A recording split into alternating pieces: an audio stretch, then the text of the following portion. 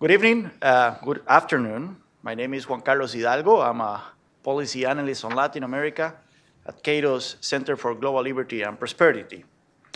In September 2008, when he was asked about the intention of Venezuela's opposition to denounce him at the Organization of American States for subverting his country's democratic institutions, Hugo Chavez candidly replied, "Why are they going to the OAS if we have there Argentina, 14 or 15 Caribbean governments that belong to Petrocaribe?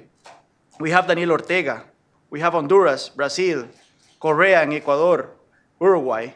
Who is advising these people?" Chavez's statement was a blunt reminder that the Organization of American States had been captured by Latin America's populist regimes. And one of the main facilitators of this development has been its Secretary General, José Miguel Insulza. Since he came to lead the OES in 2005, Insulza has been permissive, if not complicit, in the efforts of leaders such as Chavez, Rafael Correa, Daniel Ortega, and Manuel Zelaya to undermine democratic institutions in their countries. For example, in 2009, Insulza actively supported Zelaya in his efforts to organize an illegal referendum in Honduras that aimed at reforming the constitution so he could stand for re-election. As we all know, the ensuing constitutional crisis led to the removal of Zelaya from power and the suspension of Honduras from the OAS. In 2011, Insulza praised the unconstitutional re-election of Daniel Ortega in Nicaragua, claiming that in that country, democracy and peace had triumphed, despite the fact that the election monitors from the very OAS pointed to several irregularities during the voting process. Insulza was also a firm proponent in the efforts to readmit Cuba to the OAS, saying that there are other countries in America with problems of democracy, not just Cuba. Moreover, in recent years, the populist regimes of Latin America have mounted a challenge to the OAS most effective institutions, the Inter-American Commission of Human Rights and its Office of the Special Rapporteur of Freedom of Expression. In the face of such violations, one of the disappointing characteristics of the populist capture of the OAS has been the deafening silence of democratic governments such as those of Chile, Costa Rica, Mexico, and the United States. But one notable exception was Guillermo Cochez during his tenure as permanent ambassador of Panama to the OAS. Since 2009, he was a lone voice in favor of rule of law and the respect of democratic institutions in that organization. Early this year, Cochez was dismissed from his job after bravely criticizing the OAS silence on the current situation in Venezuela. Today, we'll hear from him one last time before he departs to his native Panama tomorrow. And we also hear from Mr. William Berenson, who is a veteran of the OAS and worked in that organization for over 30 years. We'll start with Mr. Cochez, who, as I said, is the former permanent ambassador of Panama to the Organization of American States. In 1989, after the overthrow of the military dictatorship that had ruled Panama since 1968, Cochez was appointed mayor of the city of Panama. He also served 2 terms in Panama's National Assembly, and he has been professor of the Law School of Universidad de Panama for more than 33 years. Cochez received his law degree from the School of Law and Political Sciences of the University of Panama. He earned his master's degree of civil law at the Law School of Tulane University. He's an avid writer, and his op-eds are published all over Latin America. One curious thing is that when the American forces raided Noriega's compound in Panama City after the invasion, they found a list with the 7 biggest enemies of Noriega, and Mr. Cochez was in that short list of enemies. So he has been a defender of democracy, not only in Latin America, but in his country when his country was ruled by a military dictatorship. So help me welcome Mr. Guillermo Cochez.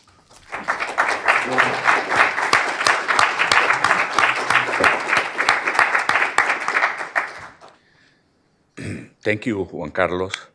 Thank you to the CATO Institute for this invitation. Thank you for the presence of my dear colleagues of the Organization of American States here today. ladies and gentlemen. On June 30, 2009, as we celebrate Ricardo Martinelli's victory and prepare for the presidential inauguration that was to take place on the following day, I had already been appointed as permanent representative to the OES, and our work has already begun. In the midst of the celebration, we were notified of the interest expressed by President Zelaya, already ousted as the constitutional president of Honduras, of traveling from Costa Rica, where he had been taken in his pajamas by the Honduran government, over to Panama in order to attend the inauguration of the new president of Panama, while at the same time being given honors as president of Honduras, and this was done. One must remember that although Zelaya departure from power was an irregular act, his attempt to change the constitution with logistical assistance by Venezuela in order to be reelected, a procedure already followed in the ALBA countries, put him in direct confrontation with the other branches of the government. In fact, when this situation emerged, Zelaya administration have not been paying the members of the legislative branch their salary for 7 months, and the Supreme Court have ordered that the constitutional referendum meant to allow the president election must not proceed, because that was unconstitutional. The OES assumed the role of supporting Zelaya's arbitrary pretensions, stemming from its services as guarantor of the referendum by sending a mission to stand by the electoral process, something strange within the OES, something with which the organization in some way was ratified abuses of power of the Honduran government under Zelaya. We called Secretary General Insulza so as be apprised of the situation and to obtain more details concerning the General Assembly of the OES that have been convened as July 1st in order to gain a knowledge to the matter. The General Assembly was to be held on July the 4th, for which reason I immediately took on my duties as ambassador and flew to Washington to participate at that meeting in representation of my government. Thus began my intense 3 years and a half tenure at the OES, which I never imagined would turn into a permanent struggle to defend democracy and prevent attack against human rights, particularly against the rapporteurship on freedom of expression. It was the first acid test for the ALBA countries because one of its members, Honduras, under Zelaya, have lost power. This would be followed by other events, all called out directly or indirectly by OS members belonging to the ALBA group. Already at the General Assembly at San Pedro Sula in June 2009, where I attended as a guest of the previous government of Panama, I saw how Venezuela Foreign Minister Maduro has led the discussion concerning the lifting of the sanctions that had been applied against Cuba in 1962, suspending it from the OES, trying to pave the way for that Caribbean island without demanding any compromise in return. After long discussions with participation by President of Honduras and his alternate and wife, also the power behind the throne, Argentina and Paraguay, plus Zelaya, it was possible to approve that resolution by means of an agreement that would allow Cuba to enter the OES, provided it complied with the Democratic Charter. Had it not been for Panama, always supported by Canada and Costa Rica, and in a very tepid way by the United States, as well by Guatemala during his previous government, by Colombia in the days of Uribe, by Paraguay, the previous ambassador who was hardly present and did not belong to Lugo's party, by El Salvador in the days of Ambassador Massa Martelli, and who, thank goodness, returned to the OES a few days ago, by Uruguay in the days of Tabaré Vázquez, and by Peru in the days of Alan Garcia. The hijacking of the OES would have been perpetrated much sooner. I believe it is now irreversible, especially because Secretary General Insulza's interest is in Chile, and his senatorial aspirations there and not at the OAS. During the time he has remaining, he will try not to make any waves and not allow anyone to insult him or question him, something that frightens him and displeases him immensely and could potentially undermine his political aspirations in Chile. Let us look at these cases in a little more detail. The case of Honduras, the Colombia denunciation concerning the presence of the FARC camps on Venezuela territory on 2010, the Nicaragua intervention in the San Juan River problem in 2010, attacks by ALBA against the rapporteurship of freedom of expression, the case of Julian Assange brought by Ecuador, Venezuela departure from the Inter-American system, the attempt to suspend Paraguay from the OES, the Venezuelan institutional crisis of January 10th, last January 10th. In the case of Honduras, only one have to remember that Foreign Minister Maduro, with megaphone in hand, along with Zelaya at the wheel of a pickup truck, tried to aid and abet Zelaya return to Honduras by way of the Nicaraguan border. In addition to the ALBA countries, there was help from other countries. Zelaya finally entered into Tegucigalpa, taking refuge in the Brazilian embassy, maybe even with President Lula's previous knowledge upon request by President Chavez. They came to believe that this way, Zelaya would return to power by virtue already being on Honduras territory. A little agitation brought about his return. For this reason, Brazil, without being a member of ALBA, who together with Argentina would object the most of lifting Honduras' suspension from the OES. Both joined the ALBA chorus in order to prevent Honduras' return. I remember that at the moment, commercial trade between Argentina and Honduras was not existent. The process of lifting these sanctions against Honduras and its suspension lasted 20 months, which was accomplished through mediation by Venezuela and Colombia, and I have no doubt that this resulted in Honduras being neutralized at the OES. During this process, Panama characterized itself by pointing out the double standard that existed in some countries for judging cases such as Honduras and the human rights violations that were attributed to it, thus ignoring the denunciation of violations in their own countries, as was the case of the 2010 report on those violations occurring in Venezuela, which brought about its attacks against the OES and particularly against the Executive Secretary of the Human Rights Commission, Santiago Cantón, whom President Chavez went so far as to call him a human excrement. My speech on December 4, 2009 at the Permanent Council was seen and heard on YouTube by more than 1 million people. I talked there about the double standard that exists in the OES. Colombia denunciation concerning the presence of FARC camps in Venezuela resulted in the resignation of the President of the Permanent Council, Ambassador Francisco Proaño of Ecuador.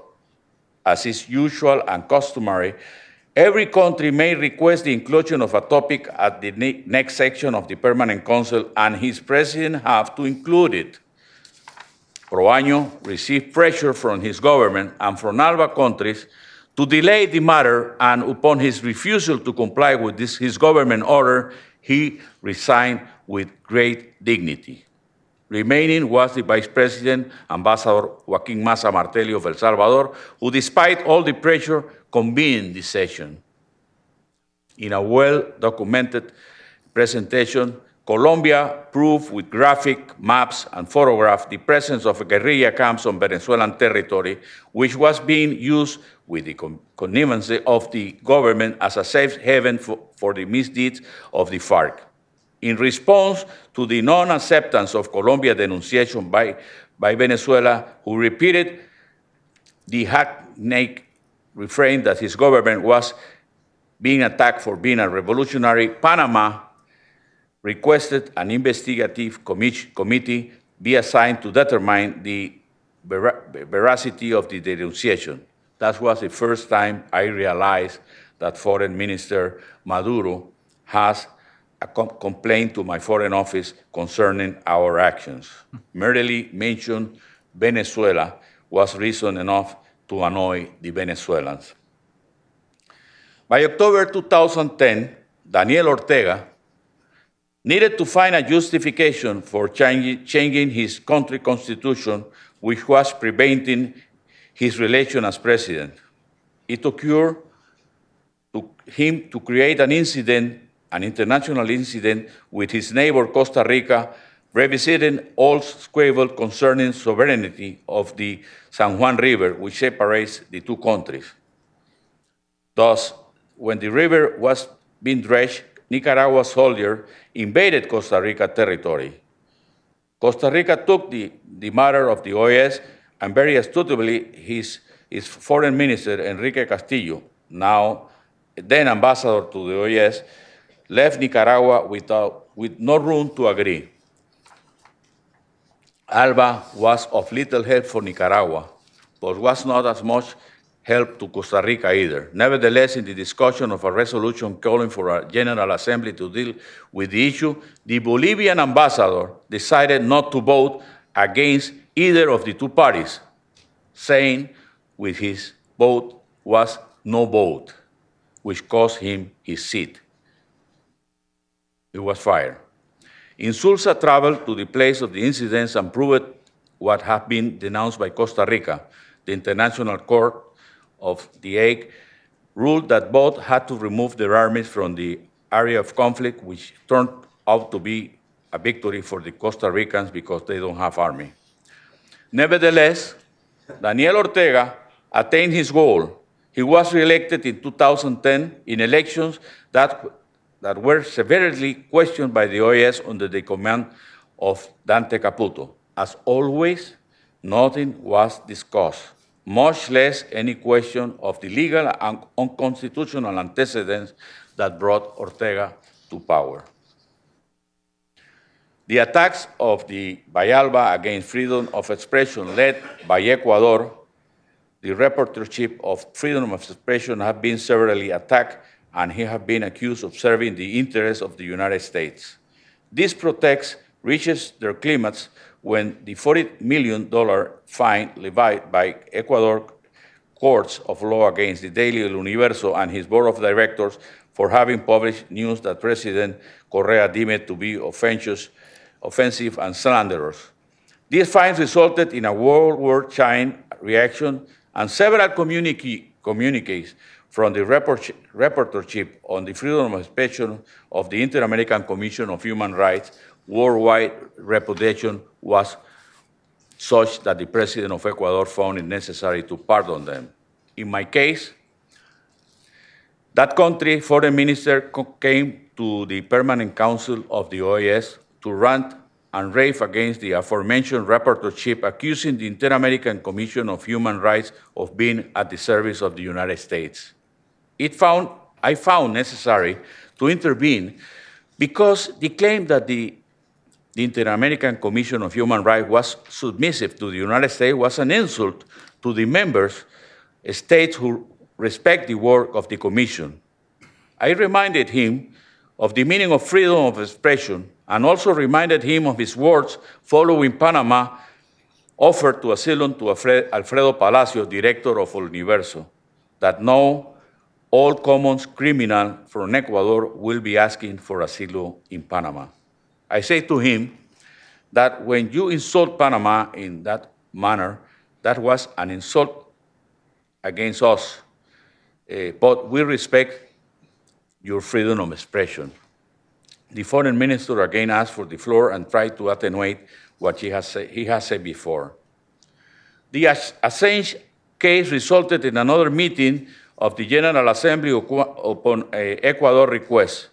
That country intend to have the OES condemn Great Britain for his refusal to turn over the authorities Julian Assange, a fugitive from Swedish justice accuses in that country, famous for his judicial impartiality of sexual crimes.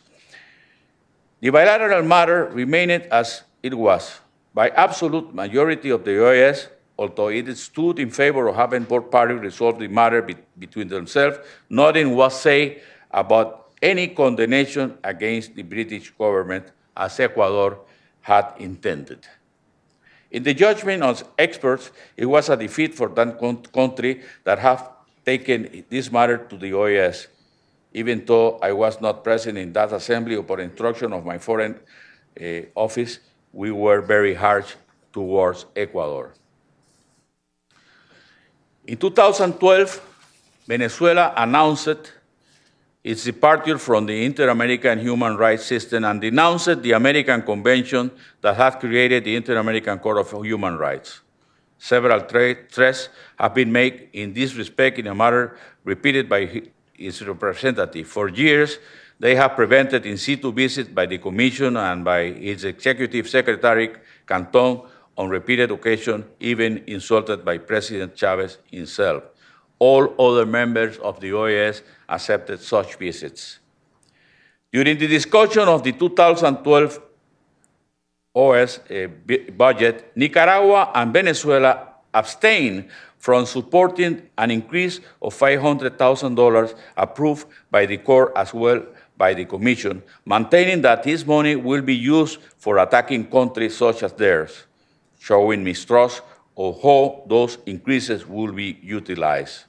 We could not let those attacks go by because they suggested mismanagement of funds belonging to the Inter-American system, a matter of disrespect for those of us who believe in them, as well as for observer countries like Spain here present today that voluntarily contributed on their own behalf. No one else questions this matter. During the discussions of strengthening the Inter-American system, ALBA has assumed the role of being an obstacle. Their intention is to weaken the Commission and diminish the independence which the rapporteurship on freedom of expression have functioned, even though up until this moment, these objectives have not been met. 2013 will be a decisive year for these negative objectives to materialize. In the case of Paraguay, before being brought before the OAS, this country was targeted by suspension by UNASUR and by the Mercosur Trade Forum. This rapid decision sought to isolate Paraguay within the OAS and had occurred with Honduras following President Zelaya's separation. Even though, as a country, it did not belong to the ALBA, its president, Fernando Lugo, was partial toward them. The situation brought about by suspending Paraguay from Mercosur served as an opportunity to bring Venezuela in this forum through the back door. Up to this moment, Venezuela's entry in Mercosur has been blocked by the Paraguayan Congress, which was not controlled by Lugo. This time, under Insulsa rapid action, there was an attempt to learn from the elections produced by the handling of the crisis with Honduras. Those affected by suspension are not the political class, but rather the people themselves.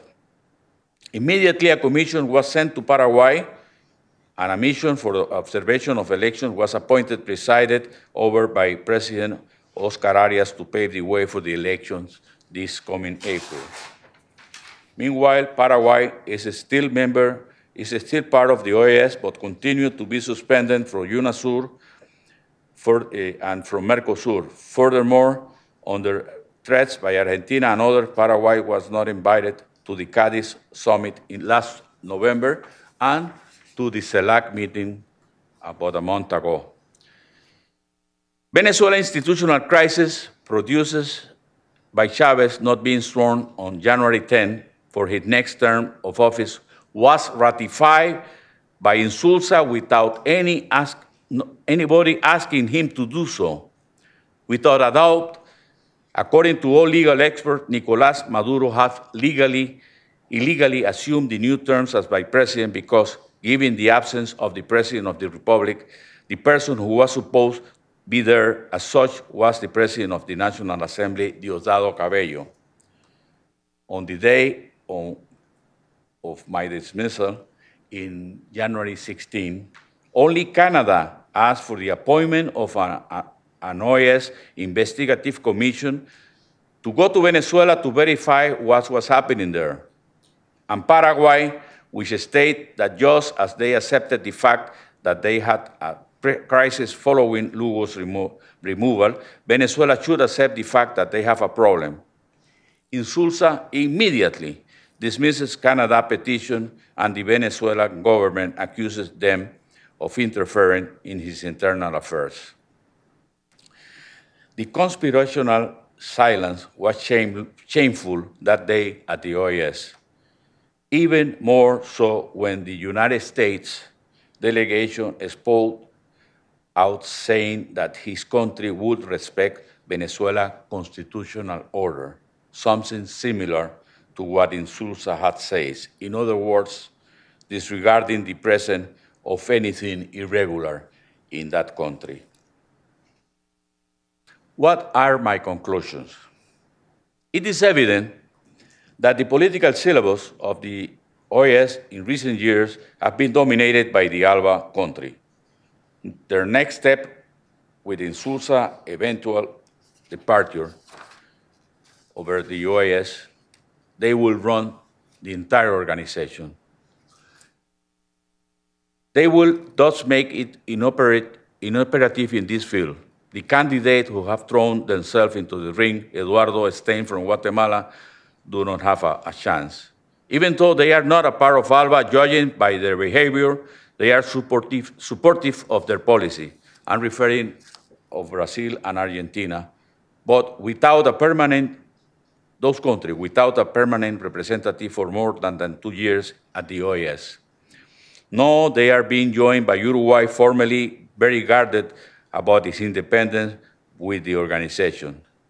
The finance of the OES grow increasingly worse, and this group power make it more dramatic.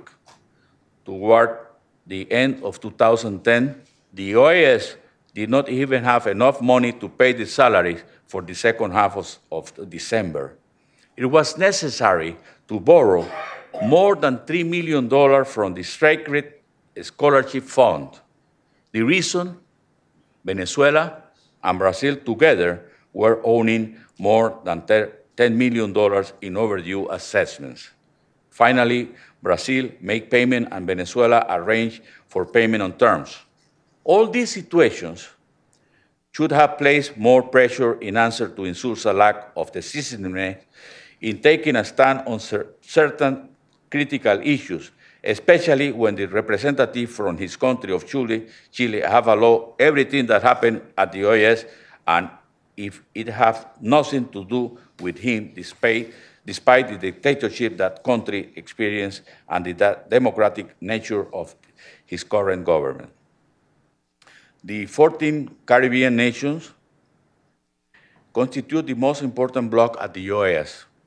This group, owing to the influence of Venezuela, will over the area going back to the times of President Herrera Campins and the presence that Brazil have developed in the area, every day leans more toward ALBA and less toward the United States, with the exceptions probably of Bahamas, Jamaica, and Barbados. They are only interested in their part of the scholarships that pertain to them, the appointment of officials from their countries to the OES post, and having the adjunct Secretary General be drawn from their ranks. The entire groups pay than 1%, less than 1% of the organization would have 41% of their votes. The continent political circumstance is not of their interest, nor they want to know about it. They feel it doesn't affect them. Their power was already demonstrated when in 2011, at the General Assembly held in San Salvador, out of the 4, their 2 candidates were elected to the Inter-American Commission of Human Rights, which weakens the Commission because they are not knowledge about our language and our judicial ordinance. Toward the end of last year, they moved up through a victory in the Pan American Health Organization to the candidate from Dominica. The strength lies in the fact that they are always try to vote as a bloc.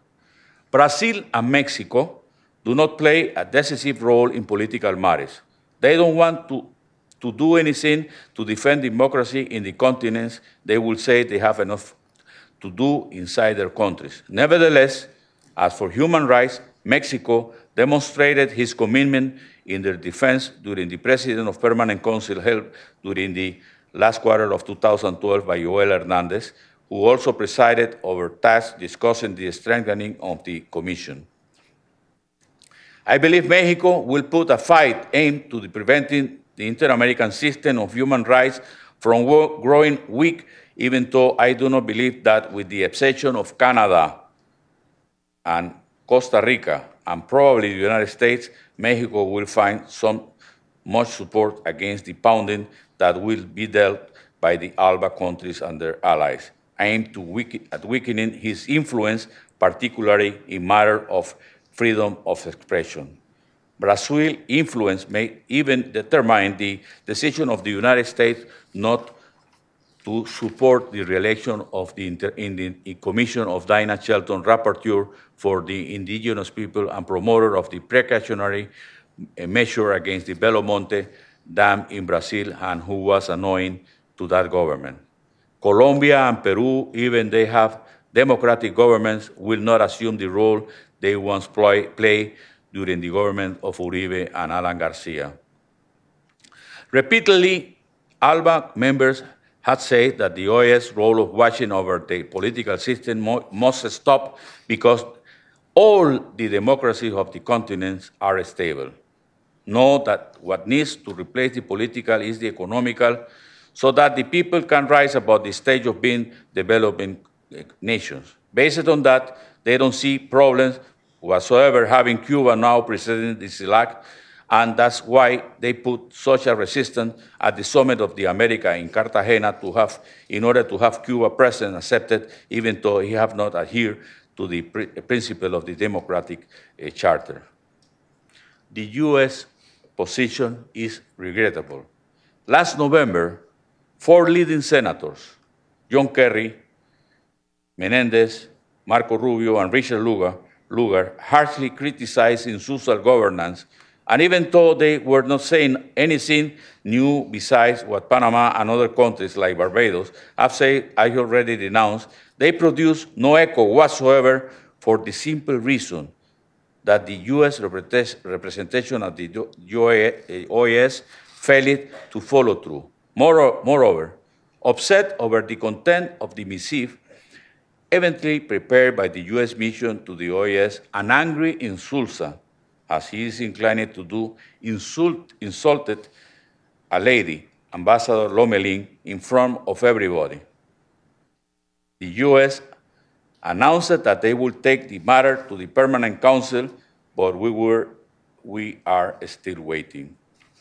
For countries that celebrates Carnival, as Panama, it was like a fireworks that never exploded.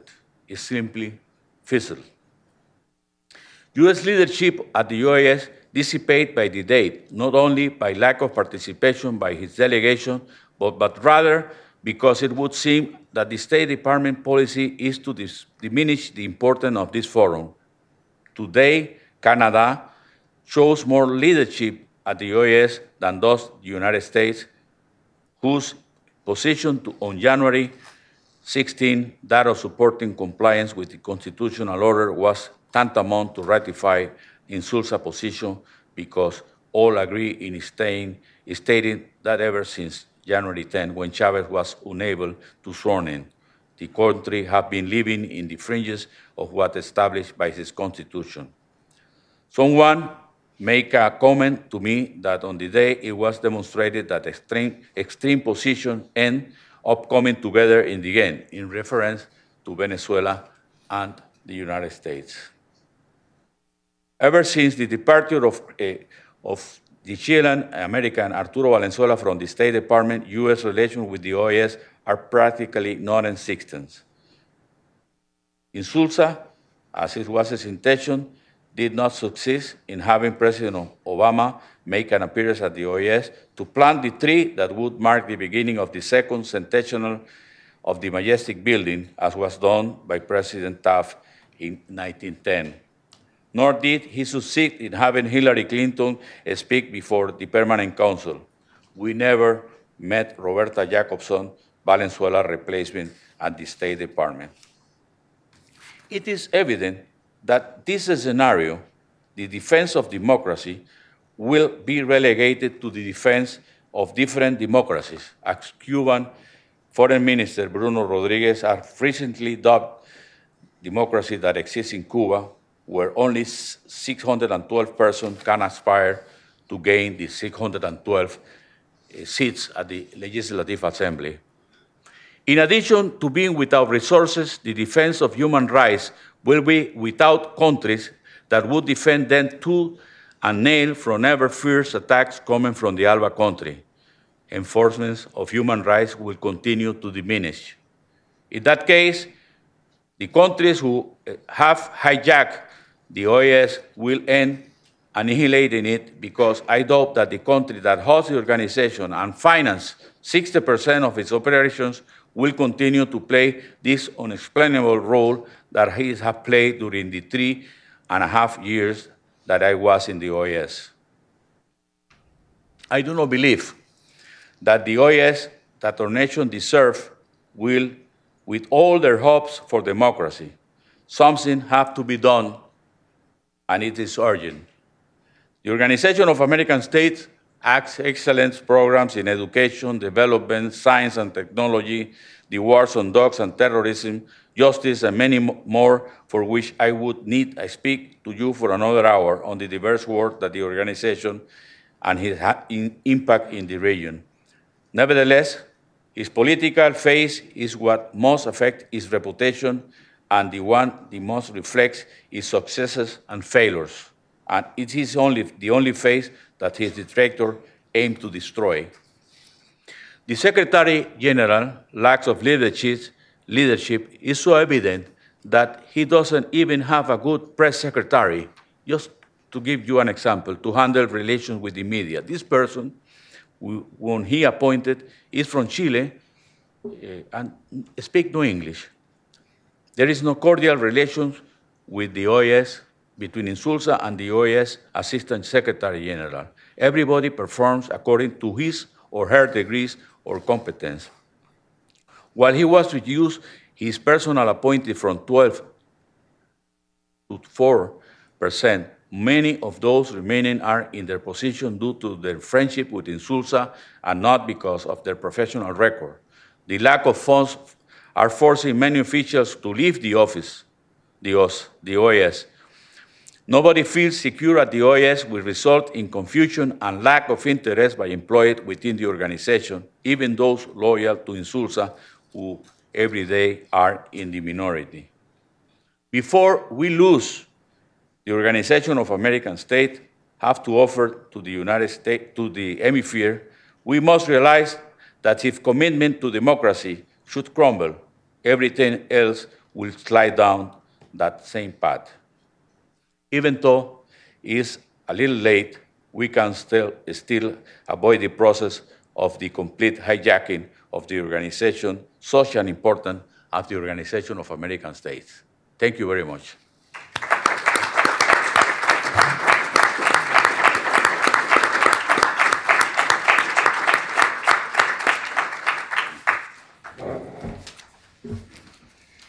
Thank you, Ambassador, for those remarks. Our next speaker is Mr. William M. Berenson. He is currently an attorney in private practice in Arlington, Virginia. He's also an adjunct professor at American University's Washington College of Law, where he has taught since 1984. Mr. Berenson retired from the OAS on December 31st, 2012, just barely over a month ago, after having served in various legal positions over a span of almost 30 years. They included General Counsel, Acting Secretary, Assistant Secretary for Legal Affairs, Director for the Department of Legal Services, Chief of Litigation, and Principal Attorney. Mr. Berenson has worked extensively in Latin America, and he's also a veteran of many of the OEA's electoral observation missions. He received his JD from Boston University, where he was note and case editor for the Boston University Law Review.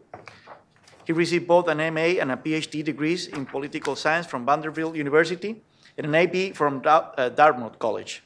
He's admitted to practice law in the District of Columbia, Virginia, and Massachusetts. Please help me welcome Mr. William Berenson.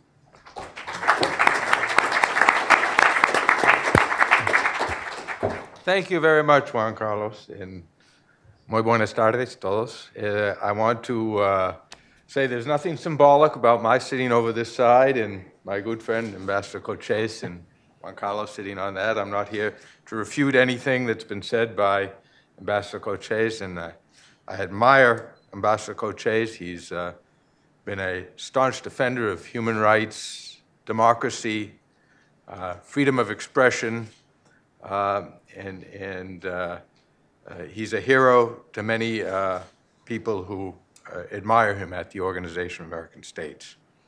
What I'm here to do this afternoon is essentially try to put another perspective on what's happening at the OAS from more through the mind perhaps of an attorney than a lawyer, rather than an advocate of the political causes that have been discussed so far. And so I'm going to try to discuss 5 different areas which I think are relevant for our discussion today. And then I suppose we'll throw it over to discussion, to questions afterwards. The first point I'm going to try to make, and I'll develop these points later, but I'll try to summarize my points first, is that I don't look at the OAS as having been captured by the ALBA countries. I think there is a realignment. There's a realignment within the organization, which is due to a number of political and economic factors which merit some discussion, and we'll get to that in a minute. Then I want to make a point about the Secretary General. I think sometimes our expectations of what the Secretary General can do legally are unrealistic. As I will point out later, the Charter really limits the authority of the Secretary General. The position is essentially that of an administrator. He was given some political functions under the Protocol of Cartagena in 1985, but very limited indeed, and I'll describe where that is and why that is so. The other point I want to make is if you look at Ambassador or Minister Insulza's tenure at the OAS, as in the tenure of any political official, there are high points and there are low points. And there are incidences which we can point to where we can see that he has been a defender of democracy. And certainly in his role as Secretary General, as administrator, and a budget proposer, he has been always taking into account the primary role that democracy and human rights has within the organization, and has advocated increased financing and support for those areas of the Secretariat. The fourth point I want to make is there is an institutional schizophrenia within the organization. On one hand, we have what I think would adequately be described as a very disappointing performance of the Permanent Council in coming to the defense of what we commonly accept as democratic governance and democratic conduct in the hemisphere as set out in the Democratic Charter, which is, but I think really to condemn or criticize the whole organization on the basis of one organ is somewhat unjust. And I think Ambassador Cochez has pointed out to the fine work that the Human Rights Commission continues to do under very difficult circumstances. The rapporteur for expression, for freedom of expression, has done outstanding work in recent years. And you have to look at all the operating wings of the organization to come to an assessment. Yes, the Commission's under attack. Yes, the court is under attack. Yes, the freedom of expression rapporteur is under attack. But they're still there. They're still doing their job. Their reports are on the web. You can read the reports. They're very good reports and highly documented, and they do have an impact. Such an impact that the ALBA countries have devoted a lot of effort in trying to undermine them. And so far, fortunately, unsuccessfully. And you have to realize that the organization exists under a charter, an inter-American treaty, which has established an ongoing tension within the organization for years. And that's this tension between this commitment, on one hand, to representative democracy, and on the other hand, a commitment to non-interventionism. And how you balance those two becomes problematic, as we've seen through the exposition of Ambassador Cochez today. When you criticize a country for not having appropriate democratic mechanisms in force, the immediate defense is you can't intervene. You can't intervene. Yes, the charter says representative democracy, provided there's no intervention from extraneous sources. So you have this underlying concern that's established in the charter, this underlying tension, excuse me, that's in the charter, which we always have to take into account within the organization. The fifth area I'm going to talk about is the democratic charter itself and the need for certain tweaking of the charter to take into account situations which really the legalist will argue cannot be addressed. Very important situations. One, for instance, is when you have a constitutional measure which is inconsistent with democracy. If you read the charter, you'll see the charter talks about unconstitutional alterations of the democratic order, unconstitutional interruptions of the democratic order. But there's nothing said about constitutional interruptions of the democratic order. I think that has to be addressed. And I'm also going to say some words echoing somewhat of what Ambassador Cochez says about the effectiveness of sanctions and whether they're really appropriate in an institution, the sanction of suspension, excuse me, whether the sanction of suspension is really appropriate in an institution like the Organization of American States, which strives to be inclusive and strives to promote dialogue. Okay, going back to my first point about the realignment within the organization, the changing landscape, I think it's apparent to all of us that the OAS is not the same institution that it was in the 60s and the 80s, when the U.S. could call most of the shots. I remember quite clearly in 1993 when Foreign Minister Niehaus from Costa Rica was supposedly the anointed candidate who was going to be elected Secretary General of the OAS. Most of the countries had made their commitments to elect him. The U.S. was did not view that candidacy with much favor, particularly because of some of the statements Mr. Niehaus had made about Cuba. So they invited a number of countries over to the Foggy Bottom. Arms were twisted, ambassadors came out and foreign ministers came out with casts on their arms, and the vote went to Secretary General Gaviria, which personally I think was a very good thing because I think Secretary General Gaviria was an outstanding Secretary General. But that was the way things were in the OAS. The U.S. could call the shots, and when it wanted to muscle the power to direct things the way it wanted, it could get things aligned in its direction. But then we had, of course, happening at the same time here, we had the strengthening of the economies of many of the countries in South America beginning to take shape. They were emerging from a decade or two of repressive dictatorship. They were strengthened civically by the support of the sovereign wills of their people, and they were stronger. They felt their independence. they felt the support of their civilian populations. And they began to exercise their will more independently within the organization. At the same time, we began to have the formation of sub-regional groups, which really developed greater strength in the late 1990s and the first 5 years of the new millennium. The SECLA, the Community of States of Latin America and Caribbean, UNASUR, and they looked at first, some of these organizations grew out of, particularly UNASUR, which grew out of Mercosur,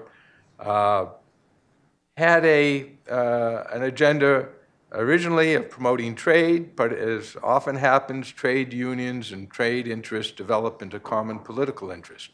We see that, how the European Union developed out of the European Coal and Trade Community and Steel Community developed into a more effective and binding political union. And we see that happening in the Americas as well. So we have the growth of these sub-regional groups, blocks, which vote accordingly within the OAS as well. We had at the same time after 9/11 in particular, a growing perception of weakness in the United States. Wow, I'm limited in my time here, I see. A growing limitation in a growing perception of weakness in the United States after 9/11. It was basically because the negotiations, FTAA collapsed. There was resources were redirected towards other parts of the world, and because of that preoccupation with other parts of the world, there was a failure of the U.S. to provide a sustained leadership and support to the OAS.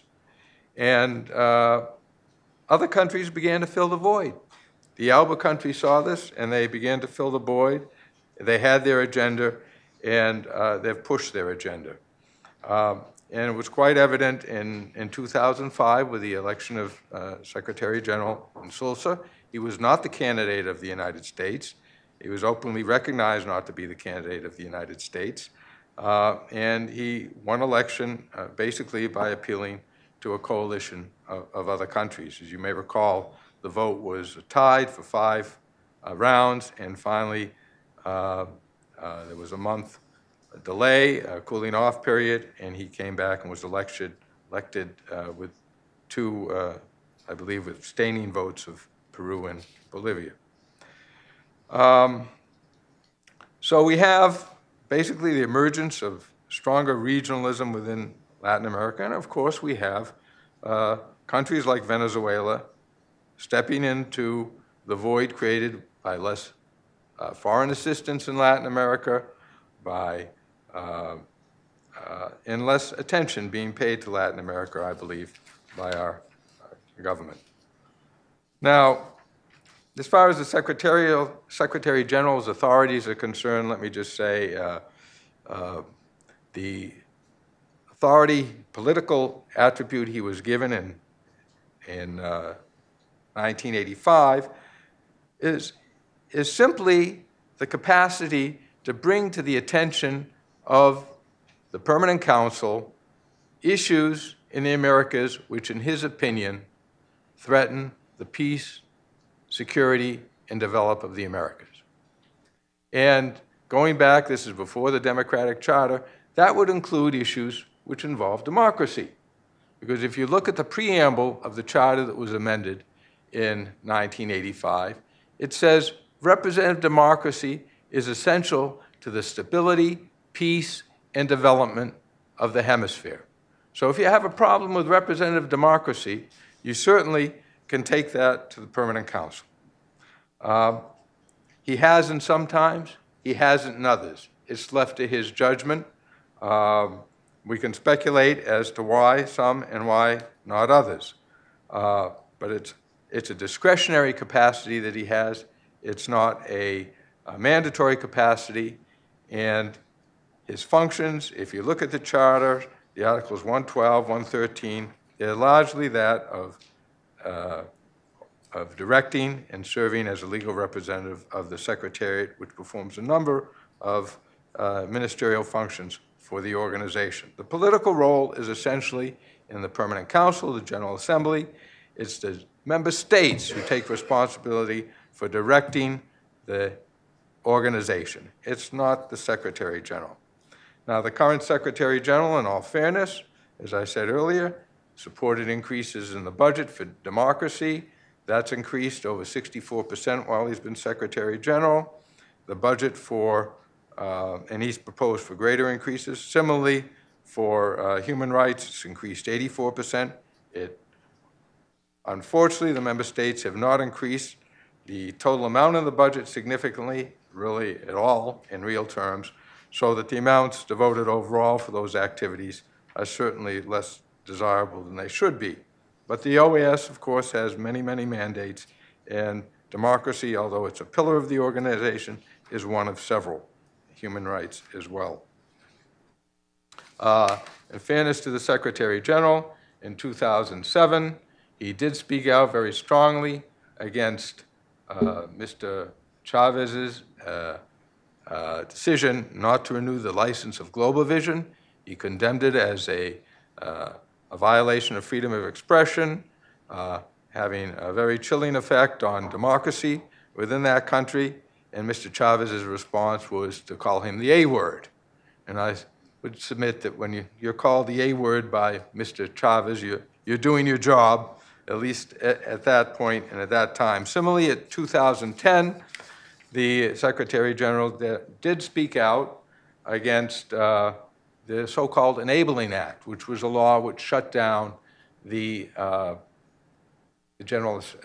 legislature, essentially, of Venezuela, took a lot of its authority away, did away with the immunities of the delegates, and basically transferred to the president, Mr. Chavez, the power to make executive decrees in many areas of the law. Mr. Insulza did highly criticize that, but unfortunately, there was not an echo of support from his member states, and nothing really evolved from that. So as you can see, the Secretary General's interventions have been selective. He has not taken a strong stand on some instances. He's picked his fight, so to speak, picked his issues, but he has not been altogether silent in his treatment of his responsibilities in that regard. The institutional schizophrenia, just let me, I know I have very little time, they told me a minute. Let me just say, go to the webpage of the Commission, read its reports. There are no punches pulled on Venezuela, no punches pulled on Honduras, no punches pulled on Cuba. They're there, and hopefully they'll be continued there. I don't share the pessimism that has been expressed by Ambassador Cochez on the future of the Commission. I think it will be able to withstand the attacks that are currently undertaken by a number of countries. I also think it was very encouraging that when it came to Paraguay last summer, that the recipe for Honduras was not followed, that there was no suspension. And that although there's continuing monitoring of the situation, the OAS was not used for administering sanctions against Paraguay. And really, if you look at the two cases of Paraguay and Honduras, the difference is the military ushering a Secretary General out of the country. Both are sort of legislative assumptions of power in the countries for what I would say legitimate reasons, and we can get into Honduras later. I think you have some questions about that. But I think at least the organization showed some resistance, showed some maturity now, but was not successful. They pushed very hard for a similar solution in Paraguay. Finally, as to the Democratic Charter, I think we should look at several things there. One, I have several points, but I'll just talk about two. One is the efficacy of suspension as a sanction. I don't think that suspension works. It hasn't worked with Cuba. It really was of no consequence in Honduras, except that it harmed the Honduranians. It had negative effects. Honduras was committed, the interim government was committed to holding new elections in very short order in responding to the need for trying to correspond with principles of basic democracy. They were responsive. And I don't think suspension was necessary. It just caused more harm than good. I think the organization is an organization for inclusiveness and dialogue. You don't have a dialogue when somebody is excluded from the organization. I can only recall back in 2003 when the US and Canada asked for a discussion and a declaration of sanctions against Cuba for the imprisonment and the condemnation of 15 or so journalists, that the argument given for not doing it in the OAS by the Caribbean was there was no due process. Cuba was not there to defend itself. The argument sounds a little bit specious, but it was there, and it's a legal argument. And I think you have to avoid that. You can sanction a country in other ways. You could amend the OAS charter to take the voting rights away if there's an interruption in constitutional regime, an unconstitutional interruption in a constitutional regime. And you can take away certain other privileges, the privilege to have an office, projects, financing, so forth, as well. So there are other ways to skin the cat as far as sanctions are concerned. I don't think suspension is the best one. And finally, I think there's a need to discuss what happens, and we've seen this in some countries, when a constitution amends it, when a country amends its constitution through the provisions provided in the Constitution to provide for certain kinds of structural changes which threaten the separation of powers, which enables a president to determine who the judges are going to be, how their careers are going to advance, and whether they should be fired or advanced. Those kinds of movements in countries, or developments in countries, which are constitutional but undemocratic, are not addressed in the Democratic Charter as issues that can be brought to the attention of the Permanent Council and for which certain remedies can be suggested. And I think that's a major hole in the Democratic Charter. There are others as well. That's discussion for another time, and I will cede the floor. Thank you very much.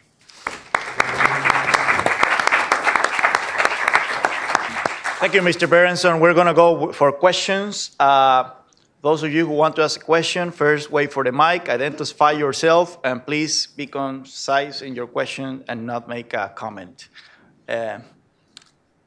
Anyone? Here we have a first question. Hello, I'm Jim Morrell from the Haiti Democracy Project here in Washington. You've spoken of Hugo Chavez a fair amount, and I want to recount to you an incident in Haiti and get your commentary on how you would put this in the larger context that you've been describing. The OAS had an electoral mission in Haiti in 2010. Can you speak closer to the mic? Chavez was funding one candidate for president in that election.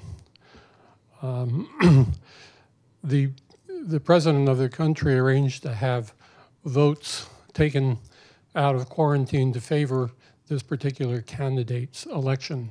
The OAS said publicly it was in the tabulation center monitoring everything that happened there.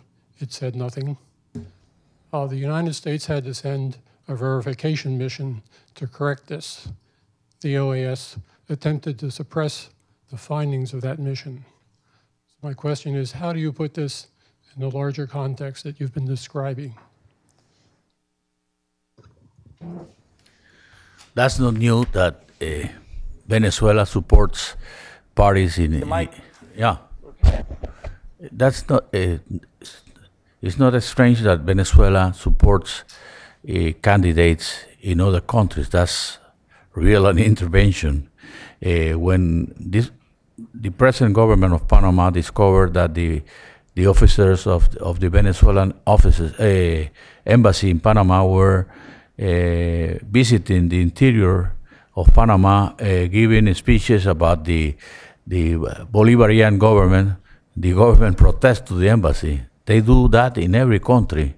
Look what is happening in El Salvador. They have businesses there, Alba Pharmaceutical, Alba Grocery, etc. But that's not intervention. That's they intervene in all the countries who have been intervening in Venezuela more than Cuba. But when you say something, you are the one intervening. And the OAS doesn't have any resort to avoid or to change that trend. Gustavo.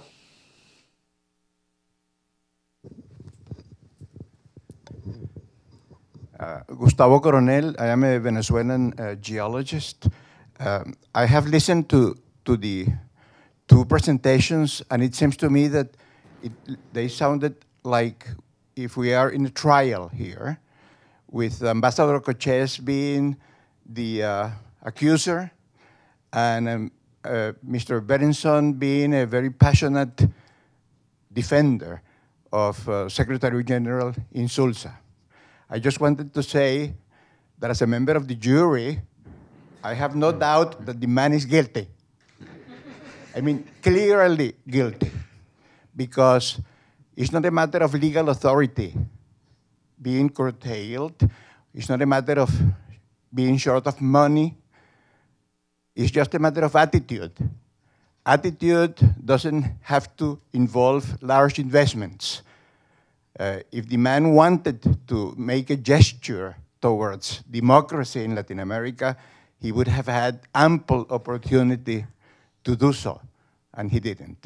But my question is, in light of what is going on today in Venezuela, where the political situation challenges all imagination, is it possible that the OAS now takes some action regarding Venezuela? Let me have Mr. Berenson reply first, and then we can have Mr. Cochez. Thank you. I certainly didn't come here as the defender of the Secretary General. I just wanted to put some balance into it to try to show that Secretary General at times has acted to defend democracy and freedom of the press, and has, it's part, again, of the schizophrenia of the organization. I think there are institutions and times where the organization comes out strong, and other times when it disappoints us.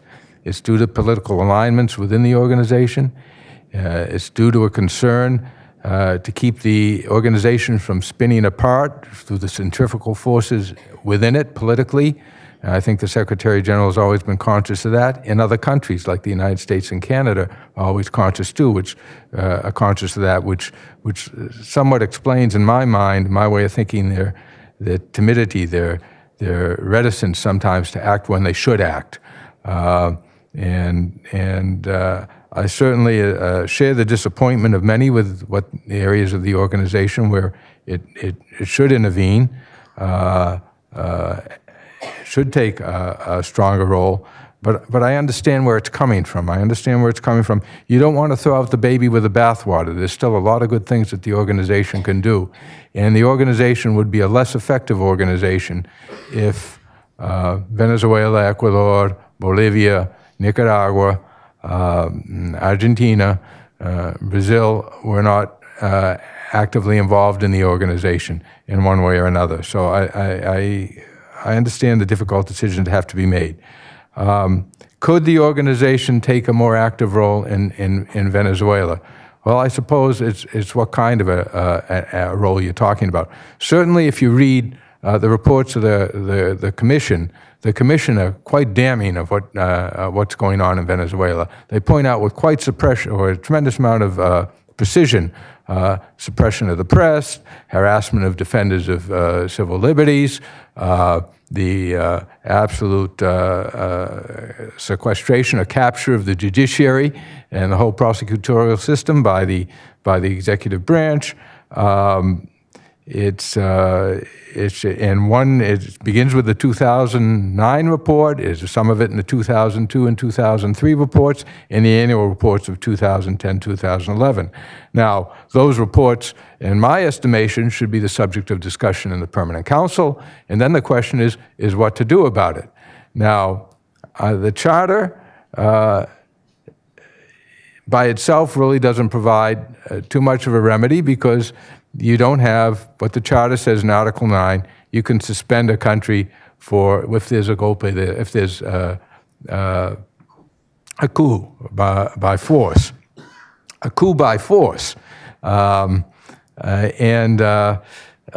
not what we have in Venezuela. We have elections. We have a regime that's elected by 60% or more of the vote in elections, which at least in the early years were unchallenged and considered to be free.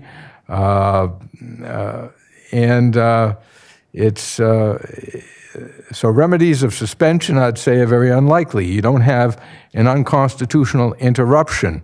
You may have something that's called an alteration under the Democratic Charter, an alteration of the constitutional order. But, you know, there would be debate over the seriousness. If you go to the case of, that was mentioned by Ambassador Cochez in January, yes, the Constitution provided a route for a recipe of what to do when a president, elected president, cannot take the oath of office, and that was not followed. What happened was there was a jury rig situation approved by a Supreme Court, obviously packed by Chavez. In many years, they expanded the numbers of members of the court, and so there's not. There's an alteration, but even the Democratic Charter says for an alteration in the democratic order, suspension is not a remedy.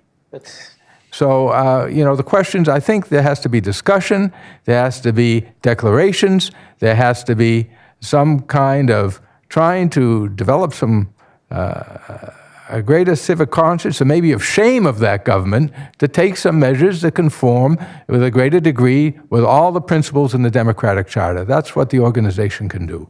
Ambassador? Thank you. I agree with Gustavo.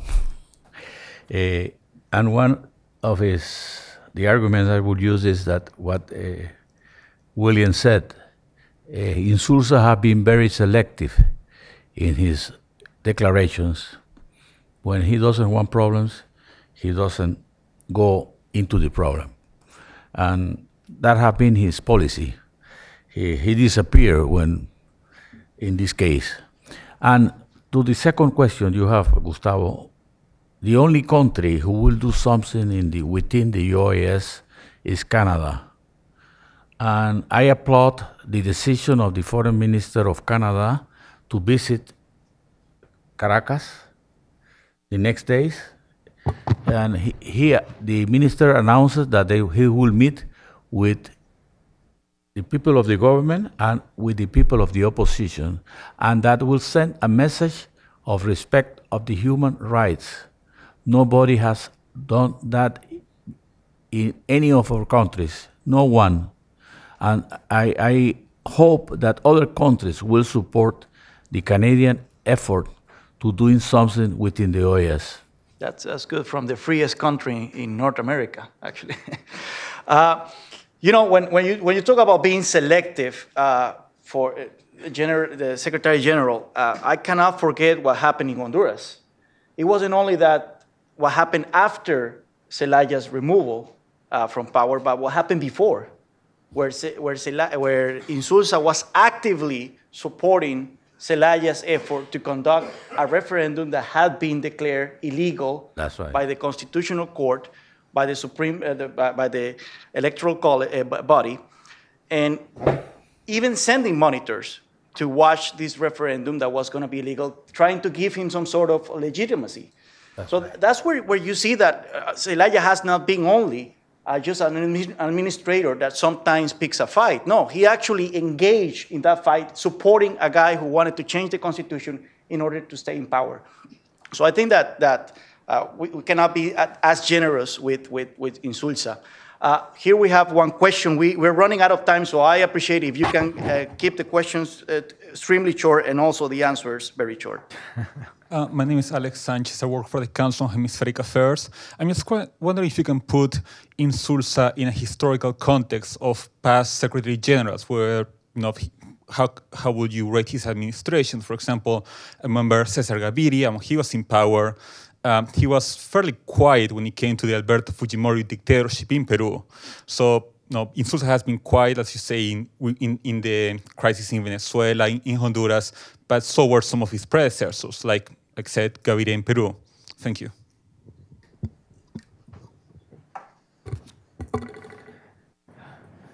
I think in rating secretary generals is a very dangerous process because they all lived in different times. They live in different times.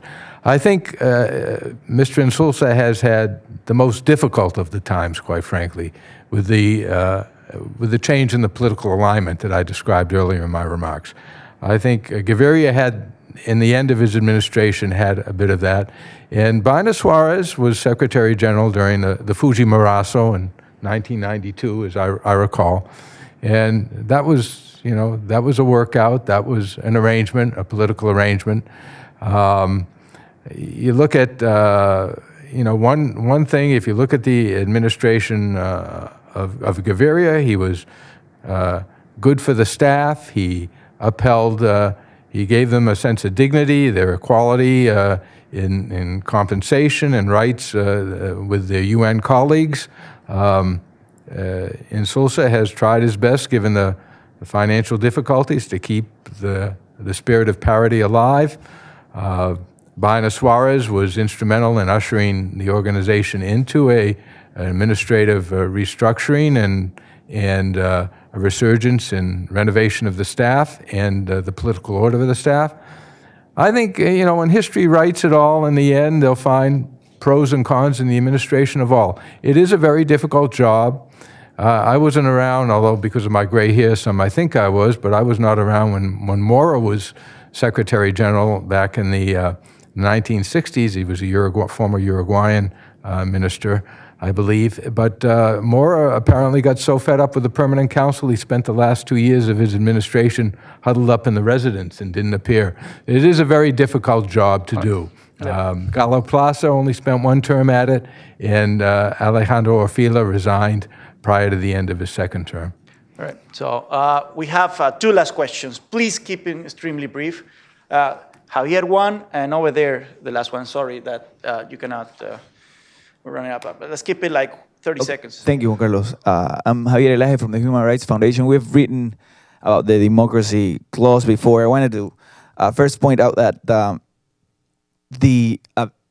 going back to the Fujimori issue, in response precisely to the Fujimori erosion of democracy through the 90s, is that the government of Peru proposed the Inter-American Democratic Charter.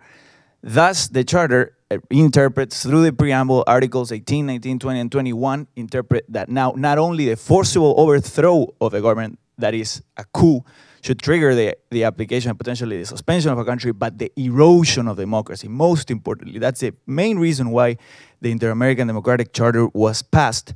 Now, even without the charter, only with Resolution 1080 from 1991, the OAS managed to put together two high-level diplomatic missions that were sent for the Fujimorazo in 1992 and in 2000 to Peru to observe.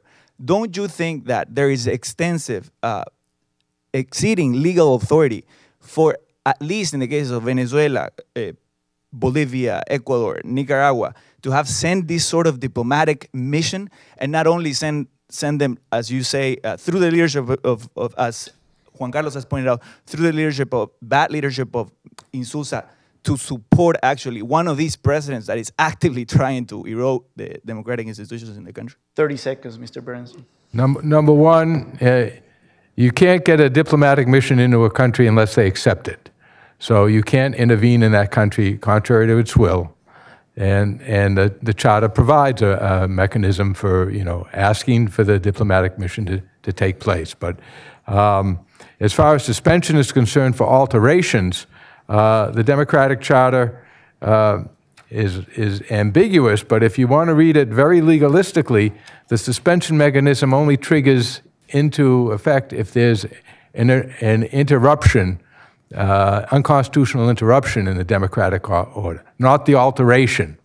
And those paragraphs, if I had time, I would have gone, they need some clarification. At any rate, I think it's clearly established in the Charter, as I pointed out earlier, the Secretary General does have to have the authority to bring those issues to the fore, put them on the table before the Permanent Council, and ask them to take some action. He does have that authority. Without a Democratic Charter, with the Democratic Charter, with Resolution 1080, without Resolution 1080. But it's up to the countries to take the action that's required. One last question, 30 seconds, please. Because I want to mention that I'm a journalist from Argentina. your name is? Andy Jude. In the last debate where Mr. Cochez was present, he received an insult from the ambassador from Venezuela directly in his speech.